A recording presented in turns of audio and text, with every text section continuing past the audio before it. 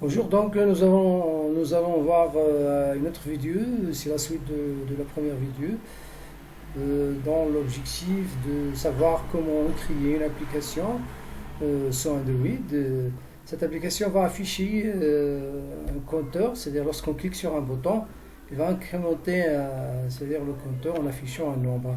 Par exemple, je vais vous montrer euh, le résultat de cette application. Voilà, donc on a la valeur du compteur est initialisée à 0. Lorsqu'on clique sur le bouton compter, donc il va incrémenter le compteur à 1. Ensuite, deuxième clic c'est 2, troisième clic c'est 4. Et après, donc on peut afficher aussi, c'est-à-dire lorsqu'on clique sur le deuxième bouton, qui va afficher un temps, c'est un petit message sur l'écran. Donc nous disons, ou bien nous dit que voilà, le compteur affiche 3. Alors notre interface doit par exemple contenir une image, deux boutons et un texte view, c'est-à-dire pour afficher la valeur du compteur. Alors voilà, après qu'on a créé un nouveau projet, donc vous aurez normalement génération d'un projet qui contient en fait deux fichiers principaux. Un fichier Java appelé main activité et un autre fichier XML activité main. Donc si nous regardons normalement dans le design, ou bien voilà, donc on a trois boutons pour switcher entre en mode design split, c'est-à-dire seulement le code les deux, c'est-à-dire le code XML et les screens de notre application, et seulement le code par exemple XML. Donc passons par exemple à la fenêtre design. Donc il faut normalement, ou bien c'est mieux de commencer par l'interface, c'est-à-dire comment faire le design de l'interface, c'est-à-dire euh, on fait normalement le choix des éléments à ajouter à notre interface. Par exemple, nous commençons par une image. Donc l'élément qui existe sur la palette, c'est une image view. Donc alors là, on peut remarquer que l'image qui sera ajoutée, c'est une image à partir normalement des ressources, n'est-ce pas? Alors je peux par exemple choisir entre. Donc on a normalement deux, si vous voulez, deux onglets ici, le drawable, donc qui contient un certain nombre d'images, et aussi une map. Donc je peux par exemple choisir une telle image. Donc on a aussi la possibilité d'ajouter notre propre image. Donc l'objectif ici c'est de savoir comment insérer une image dans une interface graphique. Alors si on veut par exemple ajouter notre propre image, donc il faut juste sélectionner, copier plutôt l'image et la faire, comme on dit, coller dans le dossier Drawable. Donc c'est-à-dire on a normalement le choix. Donc je peux vous montrer comment faire. Alors j'ai par exemple ici dans le disque dur, voilà, un dossier, je cherche un dossier dans lequel j'ai fait j'ai une image enregistrée, par exemple sont les icônes ici.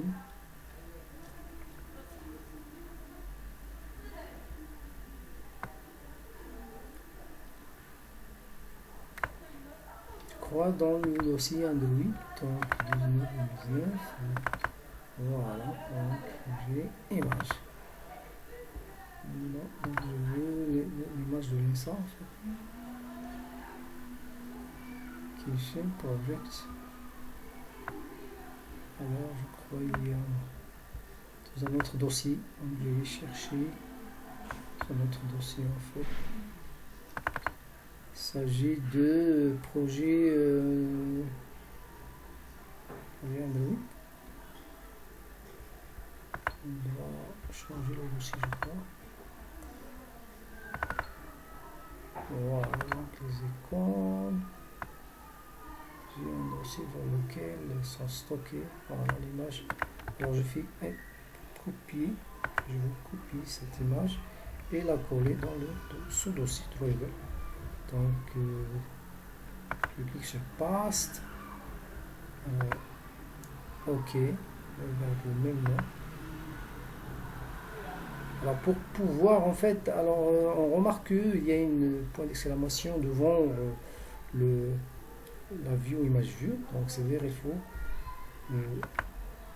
spécifier ou bien effectuer les contraintes ou bien les layouts de cet élément par rapport au layout principal qui est normalement constraint layout.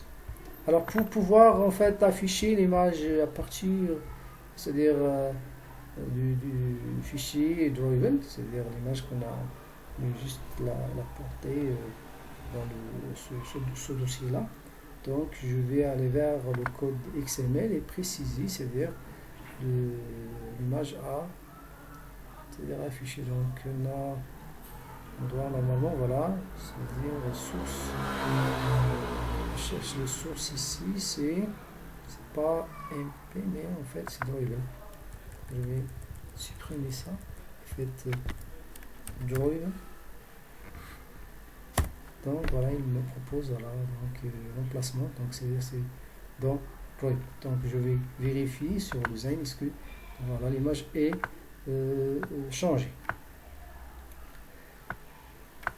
Voilà, c'est le premier élément dans notre interface graphique. On peut ajouter par exemple un bouton pour afficher, comme on dit, un toast. Donc voilà, premièrement, il faut spécifier les contraintes. C'est comme ça pour éviter un affichage pas bon lors de l'exécution. Donc, vous remarquez que c'est-à-dire pour augmenter la taille du texte bouton, donc on peut utiliser les attributs en cherchant par exemple, on cherche l'attribut text size. Donc text size, alors en fait je préfère d'utiliser directement le fichier XML pour voilà, text size, donc je mets 30 SP, donc c'est la possibilité pour voilà. Et pour voilà, changer aussi la couleur donc de background, donc on peut chercher aussi la propriété background.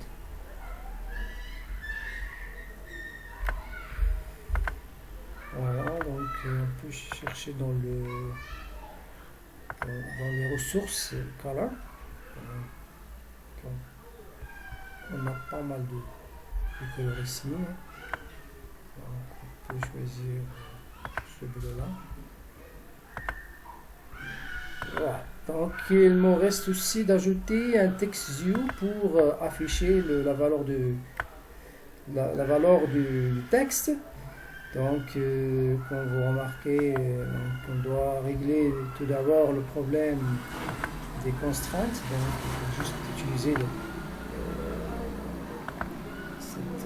la fenêtre des attributs en cliquant sur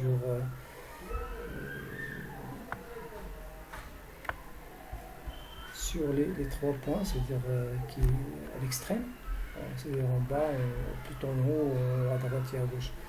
Alors pour voilà, augmenter la taille si vous voulez, donc on peut c'est-à-dire spécifier directement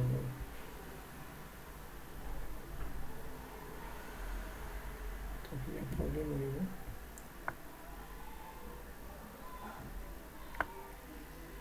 Alors là, je vais utiliser l'attribut qui va, comme on dit, tout d'abord je vais donner une valeur de 0 à cette vue. Je vais chercher, voilà, ça c'est l'ID.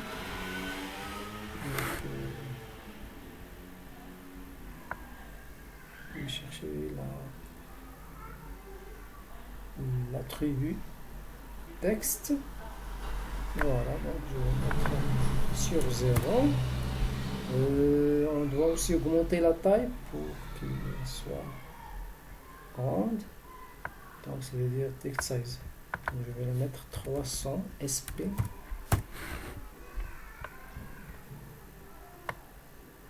Donc je vais essayer de faire un petit peu. Alors, on peut faire les deux.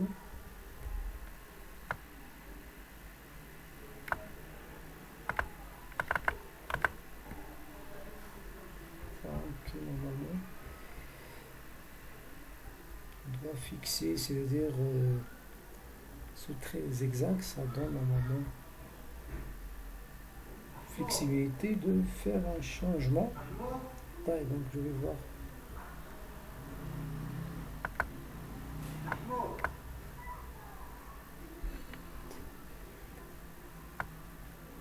Alors pour fixer en fait la valeur de le texte au centre, donc je peux utiliser une propriété appelée normalement gravité. Gravité. Voilà, donc je vais utiliser gravité qui est comme valeur centré. Voilà, donc j'ai maintenant la valeur est centrée, donc je veux juste ajouter un deuxième bouton, n'est-ce pas?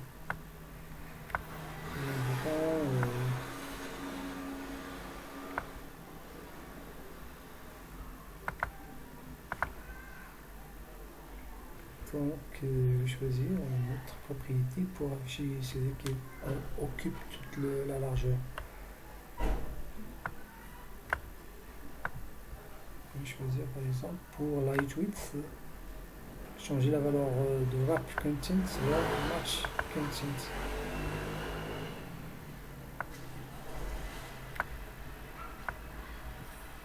Comme ça, il va occuper tout l'espace qui est sur. Donc, alors, comme vous voyez, c'est-à-dire le texte de ce bouton n'est pas clair, il est petit, donc je peux l'agrandir. Donc, en changeant aussi le nom du texte, par exemple, on va faire lancer compteur.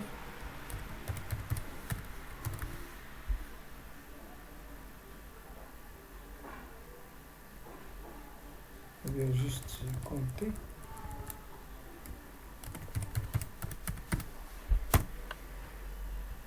Ensuite, je vais aussi agrandir la taille, donc je vais mettre 35 SP. Voilà. Alors pour remplir aussi l'arrière-plan du texte par une autre couleur, donc on peut aussi utiliser l'attribut du background qui se trouve en haut. Voilà, background. Je vais mettre avec une autre couleur, je crois, on peut choisir par exemple orange. Ok, donc on peut choisir en l'air. Oui.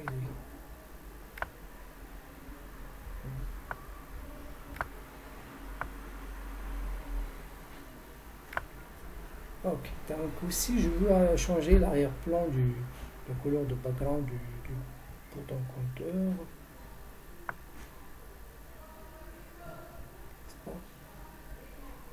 On peut la laisser comme ça. Donc ça, on a terminé avec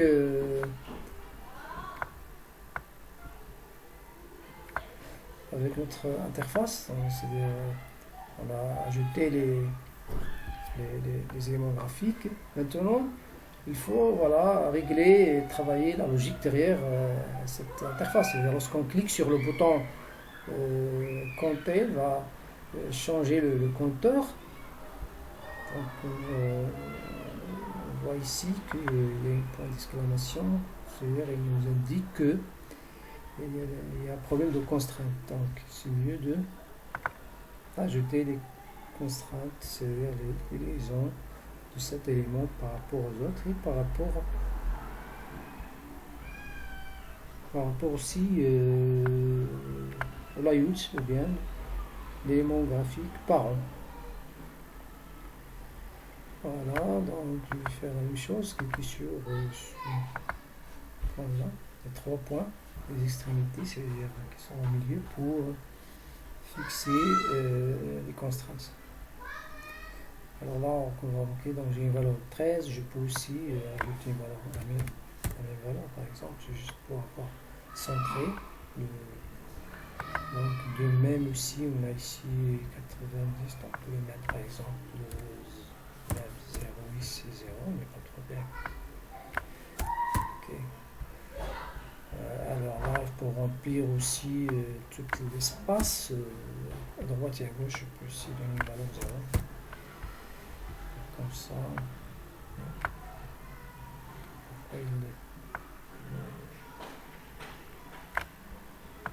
Donc je veux mieux aussi voilà,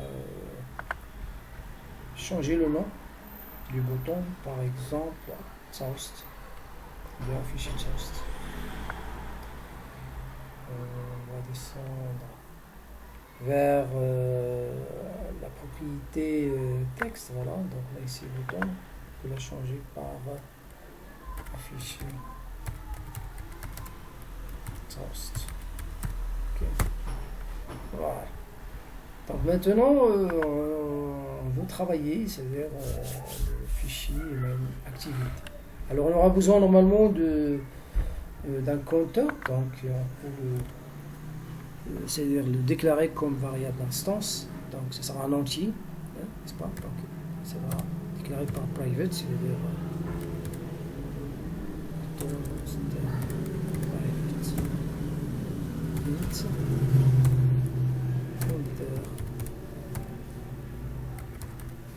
donc on va utiliser la valeur 0. Ensuite, on peut déclarer par exemple les deux boutons ici, c'est pas la peine. Donc, alors pour pouvoir faire la liaison entre, ou bien pour utiliser un élément dans l'interface, dans le fichier Java, on doit le récupérer normalement dans la méthode onCreate. Mais tout d'abord, pour faciliter les choses, on peut ajouter la méthode en clic pour gérer l'action d'un clic sur un bouton. Il y a déjà un attribut en clic qui existe dans les attributs des éléments graphiques dans le fichier XML. Donc je passe directement par exemple au bouton 2. Alors dans le code XML, le bouton 2, je vais ajouter une méthode en clic qui va me permet voilà, de gérer l'événement d'un clic. Donc je vais l'appeler par exemple afficher Toast.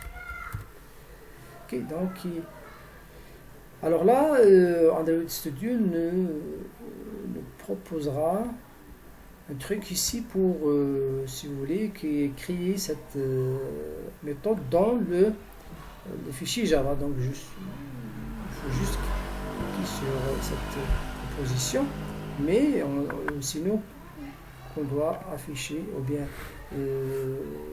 spécifier l'action à faire de cette méthode là. Donc je vais voilà, utiliser un Toast, un objet du type Toast, c'est-à-dire la classe Toast, c'est déjà ici. Donc Toast égale juste voilà, on va utiliser sa méthode make text, c'est-à-dire dans laquelle on doit spécifier le contexte, c'est-à-dire this. Ensuite, le texte à déclarer ou bien afficher. Donc, je vais utiliser par exemple affiche, le compteur affiche.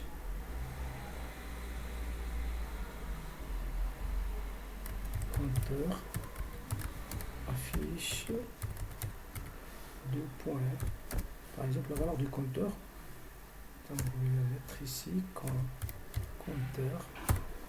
Ensuite, on doit, comme on dit, spécifier une valeur, c'est-à-dire la durée de l'affichage de cette message ou bien de cette notification. Donc, on spécifie ici toast, ça en majuscule, on commence par système objet. Ensuite, point, je vais choisir la valeur length en terminant en appelant aussi la méthode show pour pouvoir afficher sur l'écran. Voilà, donc ça c'est pour le bouton afficher task. Pour le deuxième bouton, on doit faire la même chose, c'est-à-dire on doit déclarer, comme on dit, notre méthode. On va utiliser l'attribut en clic en fait. Donc, en clic, je vais taper juste en clic, donc Android se charge d'afficher la valeur. Donc je vais l'afficher par exemple compter.